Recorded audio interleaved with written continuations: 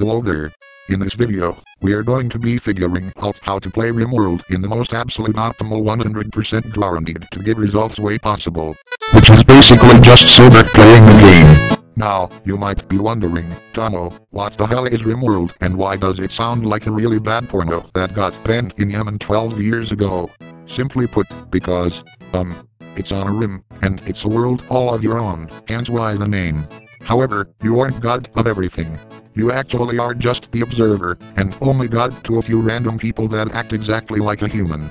And even then they don't really care that you exist. Other tutorials would show you how to do things well, but since I want to recreate the genius nature of my pal Sober, I'm going to teach you the exact opposite. Also, for the sake of extra funnies, this isn't modded either. Everything here is part of RimWorld or an expansion that you can actually get. So, no quality of life improvements for us. First, pick random and pick a default difficulty that isn't peaceful. We'll get to why this is important later. Second, pick a desert. You might be wondering, why the desert? It's hot and they'll bake.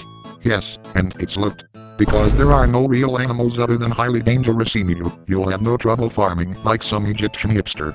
Make sure that desert has barely any hills either, so they can't just dig in and use the mountain for warmth like every other colony that wants a huge infestation problem. Of humans, not of the man-killing bugs. We're the scourge here. We could speedrun this and go and shoot an emu and have everyone die right away, or just simply refuse to plant, build anything, or feed the colony, but that's not fun, is it? Why do that when you want to enjoy yourself? So, play it safe, begin building a cool building to live in and slowly expand out.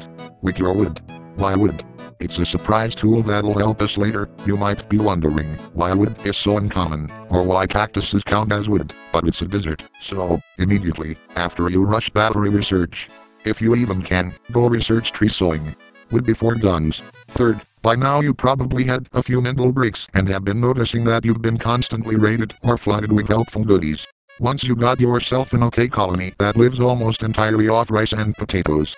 Basically make like Goku from Dragon Ball Z and save everyone you can, healing them back up and releasing them so you can gain alliances with everyone who's not a bandit. Why do this? This seems really moral and not fucked up at all, Tomo. Why even try this? It's because that, at some point, all you'll get are bandits and mechanoids, damning yourself to never having an easy tribal raid ever again. And mechanoids are freaking death robots that kill people.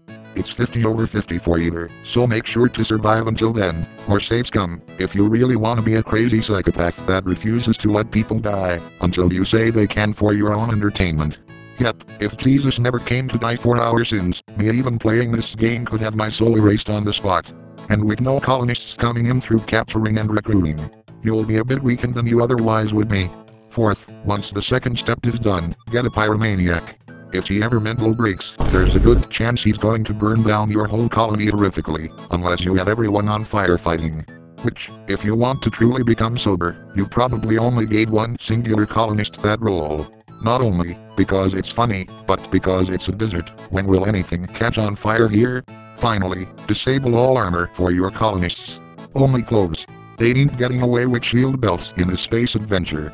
Once you either did all these steps or were unfortunate enough to suffer through Fallout Boy's latest new album through the entire tutorial, not being able to go outside, because of radioactivity pandemic. And you're still alive, go balls to the wall and activate that spaceship you probably constructed by now.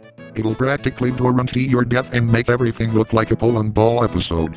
If even one of your colonists is still alive, after all that intentional sabotage for the sake of building up to this moment, just kill him. The ship is now activated and not a single person got on board.